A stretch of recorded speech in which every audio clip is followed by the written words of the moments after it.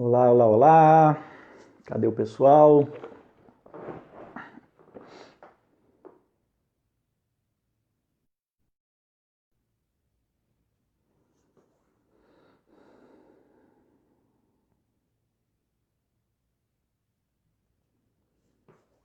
Quem chegou aí, dá um joinha.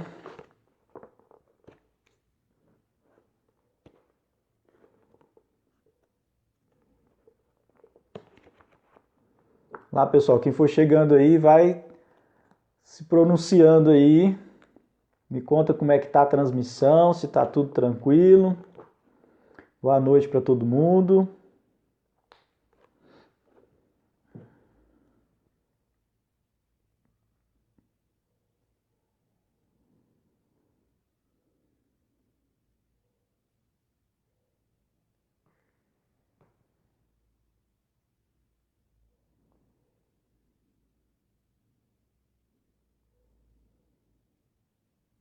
Tony Limir, boa noite. Quem mais chegou aí, pessoal?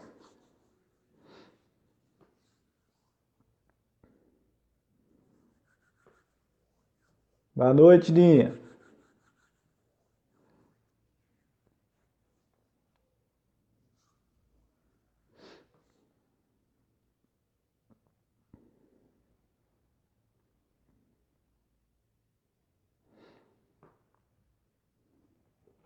Esperar um pouquinho mais pessoas chegarem. Às 19h30 a gente inicia, ok? Pessoal, se alguém tiver algum comentário, alguma dúvida sobre os capítulos anteriores aí que a gente já viu, manda mensagem lá no grupo, né?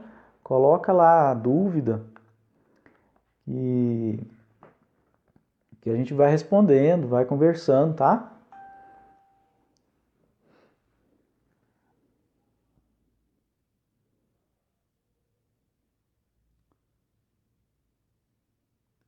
Deixa o negócio.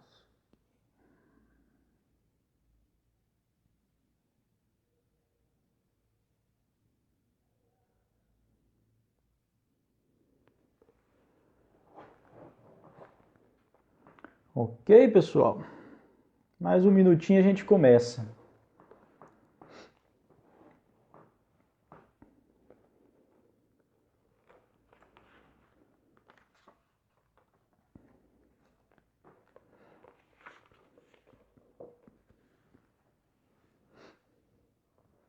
Hoje nós vamos falar sobre o capítulo 4, o médico espiritual. Pessoal, quem tiver o livro, né, tiver acesso ao livro, o livro é bem fácil de encontrar. Muita gente tem em casa aí. Vai acompanhando, vai fazendo a leitura aí. Nós estamos fazendo um capítulo por semana, né? São capítulos pequenos, é bem tranquilo. Então, se vocês puderem ler, né, e acompanhando a leitura, é interessante para o entendimento aí do livro. E também para a gente poder conversar, né? A Josi chegou. Josi, eu não sei se você viu aí, tem alguém precisando de uma autorização dos administradores aí para uma publicação no grupo.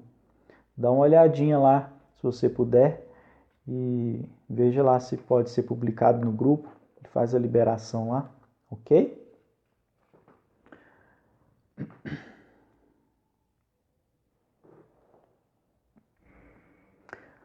Bom, pessoal, 19h30, vamos dar início então a essa atividade de hoje. Pessoal que for chegando aí, vai acompanhando depois, tá? Então vamos, antes de mais nada, fechar os nossos olhos, elevar o nosso pensamento a Deus, ao Mestre Jesus e a toda a espiritualidade amiga que nos acompanha, que nos assiste nessas atividades do Centro Espírita Amor, Fé e Luz. Que esses irmãos possam estar conosco essa noite, nos auxiliando nesse estudo, nos auxiliando a bem compreender essas mensagens e nos auxiliando a colocar em prática os ensinamentos que recebemos. Que a paz do Divino Mestre vibre nos corações de todos aqui presentes, hoje e sempre, e que assim seja. Bom, pessoal, então vamos lá dando continuidade à nossa aventura, a aventura do nosso herói André Luiz, né? Então, estamos no capítulo 4. Né? Nós vimos anteriormente que o André Luiz ficou algum tempo no umbral, foi resgatado depois de muito tempo ali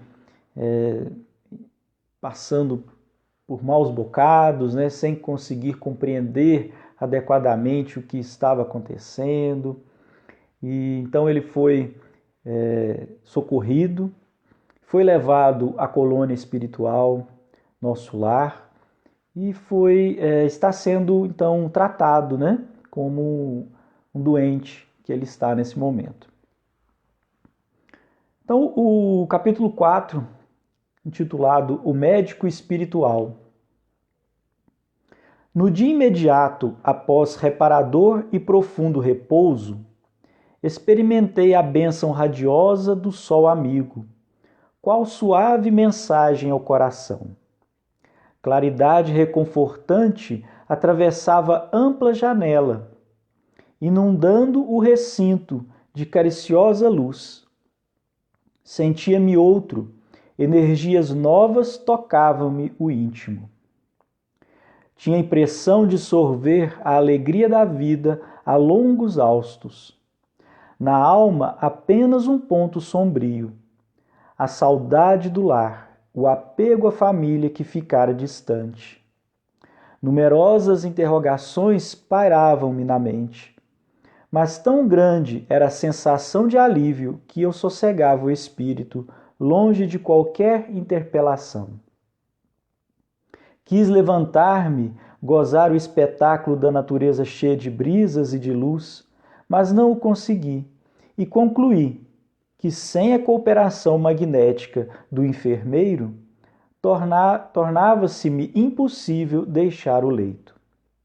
Não voltara a mim das surpresas consecutivas, quando se abriu a porta e vi entrar Clarencio, acompanhado por simpático desconhecido.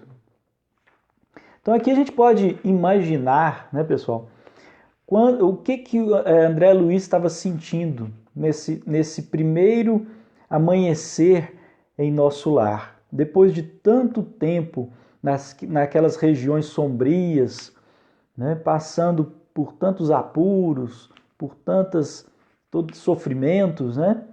Ele agora estava tendo essa oportunidade de novamente sentir o sol, né? De ver um amanhecer sereno, tranquilo, se sentindo seguro, se sentindo acolhido. Cumprimentara-me atenciosos, desejando-me paz. Meu benfeitor da véspera indagou do meu estado geral. Ocorreu o enfermeiro prestando informações. Pessoal, para quem está chegando, boa noite, tá? Tá meio complicado para mim ficar lendo as mensagens de todo mundo, mas boa noite a todos, tá bom? Sorridente, o velhinho amigo apresentou-me o companheiro. Tratava-se, disse o irmão Henrique de Luna, do serviço de assistência médica da colônia espiritual. Trajado de branco, traços fisionômicos irradiando enorme simpatia, Henrique asculou-se demoradamente, sorriu e explicou. É de lamentar que tenha vindo pelo suicídio. Então vocês lembram que quando André Luiz estava lá no umbral, ele era acusado a todo momento de suicida, e isso o deixava extremamente revoltado. E nesse momento, Henrique de Luna, o médico que chega para vê-lo, novamente se lamenta dele ter retornado à pátria espiritual pelo suicídio. Enquanto Clarencio permanecia sereno, senti que singular assomo de revolta me borbulhava no íntimo. Suicídio? recordei as acusações dos seres perversos das sombras. Não obstante o cabedal de gratidão que começava a acumular, não calei a incriminação. Então, nesse momento, aquela revolta veio à tona, né? Ele ser acusado mais uma vez, né, de suicida, aquilo mexeu com ele, né? Ele se revoltou novamente. Creio haja engano, asseverei milindrado. Meu regresso do mundo não teve essa causa. Lutei mais de 40 dias na casa de saúde, tentando vencer a morte. Sofri 2 operações graves devido à oclusão intestinal. Sim, esclareceu o médico, demonstrando a mesma serenidade superior. Não quer dizer, o médico nem se abalou, né? De forma nenhuma, continuou com a mesma serenidade diante do acesso de raiva, né? que o André Luiz teve, né? Sim, esclareceu o médico, demonstrando a mesma serenidade superior. Mas a oclusão radicava-se em causas profundas. Talvez o amigo não tenha ponderado bastante. O organismo espiritual apresenta em si mesmo a história completa das ações praticadas no mundo. E, inclinando-se atencioso, indicava determinados pontos no meu corpo. Então, todo aquilo que ele... todas as ações, né, que o André Luiz fez durante o seu período reencarnatório, né, o seu período no plano físico, estavam registradas no seu corpo perispiritual, assim como as nossas estão sendo registradas. Vejamos a zona intestinal, exclamou. A oclusão derivava de elementos cancerosos, e estes, por sua vez, de algumas leviandades do meu estimado irmão no campo da sífilis. A moléstia talvez não assumisse características tão graves se o seu procedimento mental no planeta estivesse enquadrado nos princípios da fraternidade e da temperança. Então, a gente observa aqui que esse temperamento explosivo, né, que o André Luiz já demonstrou aqui, né, com essa revolta, né, ao ser essa indignação, ao ser colocado como suicida, né, do ponto de vista dele, ele não era um suicida, então isso era uma característica que ele tinha também no plano físico. E isso marcou severamente o seu corpo. Foi agravo para a sua moléstia, né? Entretanto, seu modo especial de conviver, muitas vezes exasperado e sombrio, captava destruidoras vibrações naqueles que o ouviam. Nunca imaginou que a cólera fosse manancial de forças negativas para nós mesmos? Então, o Henrique de Luna questiona ele. Se ele nunca imaginou que a cólera, a raiva, né, aquela intemperança, aquilo que ele colocava para os outros, a forma como ele falava para os outros, se ele nunca tinha pensado que aquilo poderia estar fazendo mal para ele mesmo. A ausência de autodomínio, a inadvertência no trato com os semelhantes, aos quais muitas vezes ofendeu sem refletir, conduziam-no frequentemente à esfera dos seres doentes e inferiores. Tal circunstância agravou de muito o seu estado físico. Então, percebam, gente, o interessante desse livro é que a gente perceba essas informações. Ele está dizendo, né, Henrique de Luna está dizendo para André Luiz que ao baixar a sua vibração com as suas intemperanças, com os seus desequilíbrios, com a cólera, com a forma irrefletida de falar com o outro, né, sem se preocupar com o que o outro estaria sentindo ao escutar as suas palavras, ele baixava a sua vibração, se conectava, né, àqueles seres com vibrações baixas também, né, doentes, né, inferiores no sentido da vibração, né? E isso agravava a sua situação, o seu adoecimento. Depois de longa pausa, em que me examinava atentamente, continuou. Já observou, meu amigo, que seu fígado foi maltratado pela sua própria ação? Que os rins foram esquecidos com terrível menosprezo às dádivas sagradas? Singular desapontamento invadira-me o coração. Parecendo desconhecer a angústia que me oprimia, continuava o médico esclarecendo. Então, o Henrique de Luna, ele com toda a serenidade, com toda a brandura, com todo o amor, né, ele foi, vamos dizer assim, severo nas suas observações. Né? Ele não deixou de mostrar a André Luiz as suas irresponsabilidades diante da vida, né, do corpo físico. Né? Que todas as suas ações haviam tido consequências graves para o corpo físico. Os órgãos do corpo somático possuem incalculáveis reservas, segundo os desígnios do Senhor. O meu amigo, no entanto, iludiu excelentes oportunidades, desperdiçando patrimônios preciosos da experiência física.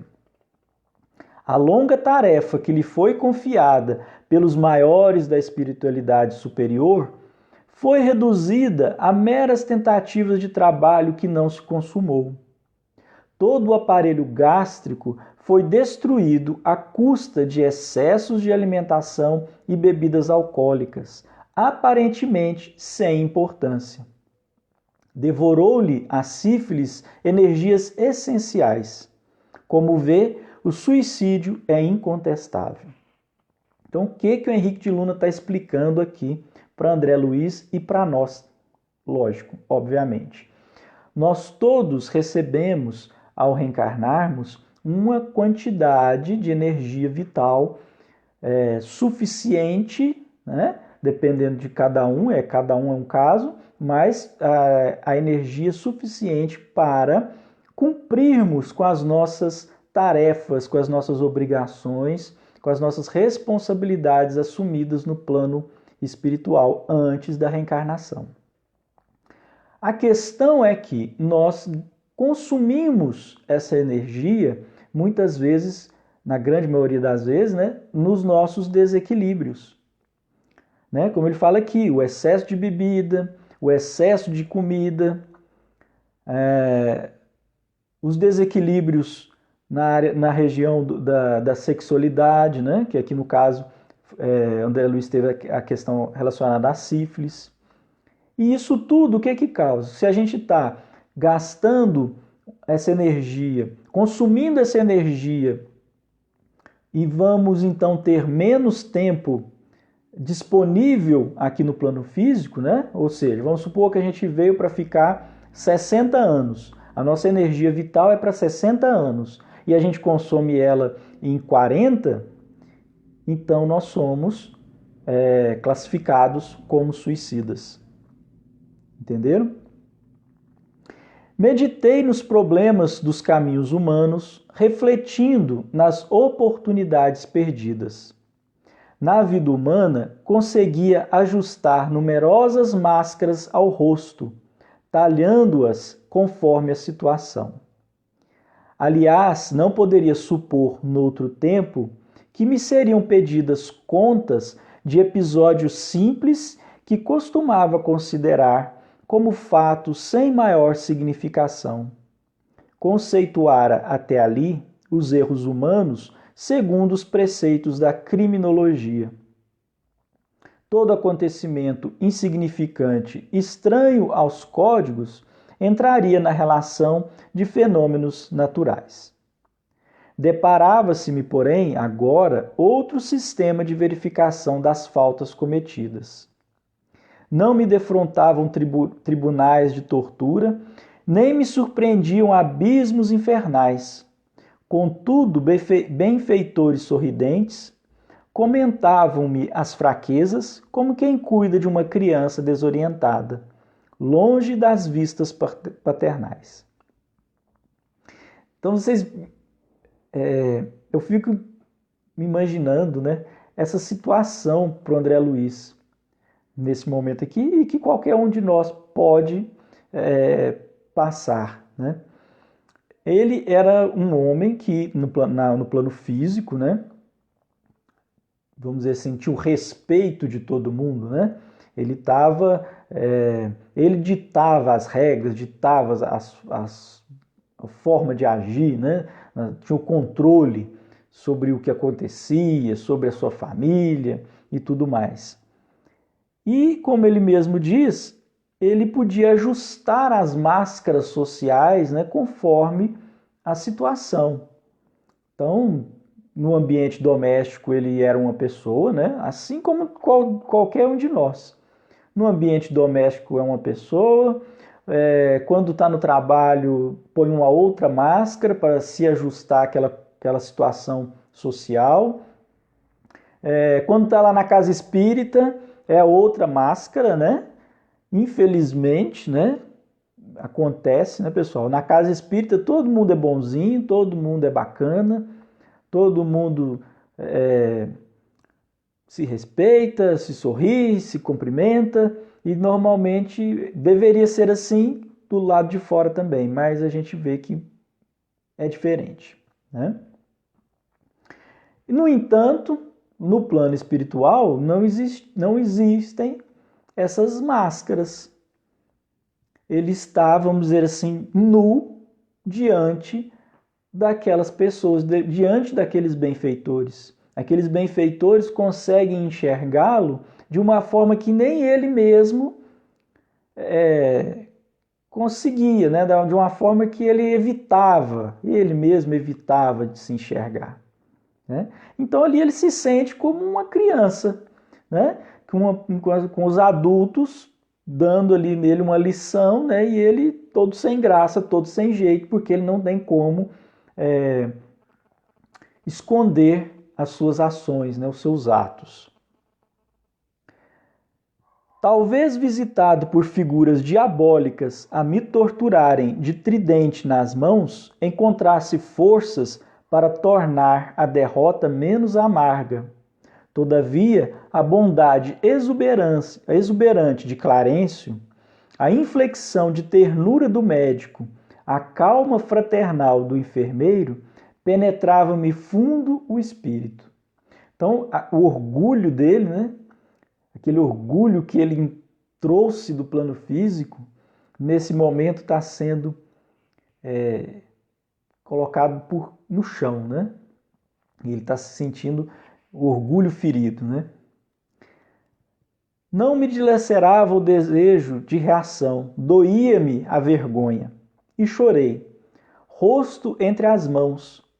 Qual menino contrariado e infeliz, pus-me a soluçar com a dor que me parecia irremediável.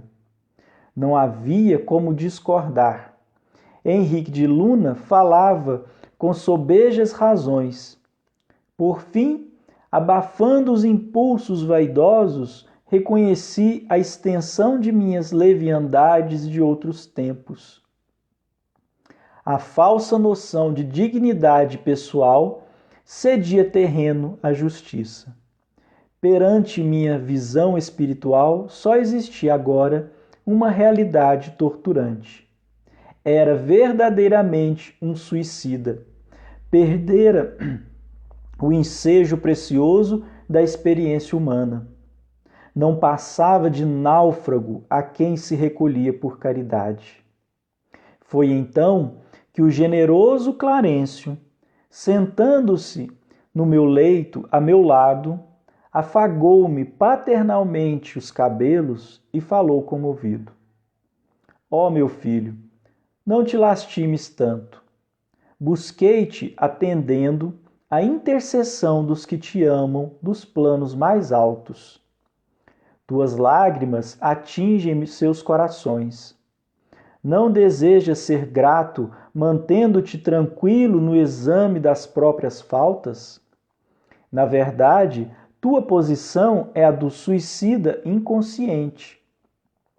Mas é necessário reconhecer que centenas de criaturas se ausentam diariamente da Terra nas mesmas condições.